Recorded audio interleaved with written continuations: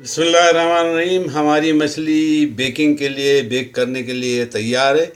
इस मछली के साथ जो तमाम सब्जियां रखी गई, जिसमें फूल गोभी, बंद गोभी, टमाटर, मूली, हर शिमला मिर्चें, दूसरी मिर्चें तमाम रखी गई।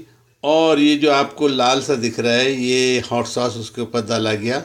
और इसको मैं अब बेकर में डालूँगा और 10 मिनट के बाद, ये 10 से 15 मिनट के अंदर बेक तमाम चीज़ें हो जाएंगी और खाने में मज़ेदार होंगी। उम्मीद है आपको भी समझ में आ गया होगा, आप भी बनाएंगे। मैंने इसको एल्युमिनियम फॉइल के अंदर, या एल्युमिनियम प्लाई जिसको कहते हैं, उसके अंदर रखा है और इसको मैं बेकिंग के लिए अंदर डाल रहा हूँ।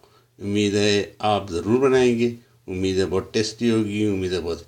हाँ, ये बात याद रखिए, तमाम वेजिटेबल को नमक के पानी के अंदर डाल के निकालने के बाद रखा और थोड़ा सा तेल ऊपर डाल दिया ताकि ये बेकिंग फ्राई हो जाए, बेक भी होगी और उसके साथ साथ ये अंदर ही तेल में फ्राई भी हो जाएगी। तो ये फ़िश जो है बेक एंड फ्राई है।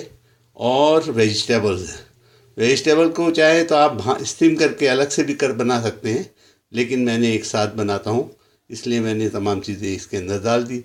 उम्मीद है आप मुझे दुआओं में याद रखेंगे। उम्मीद है आप भी बनाएंगे। टेस्टी और क्विकली बन जाती है। तमाम चीज़ें रात में तैयार कर दी थी, अब मुझे 10 से 15 मिनट लगेंगे और ये मछली हमारी तैयार हो जाएगी।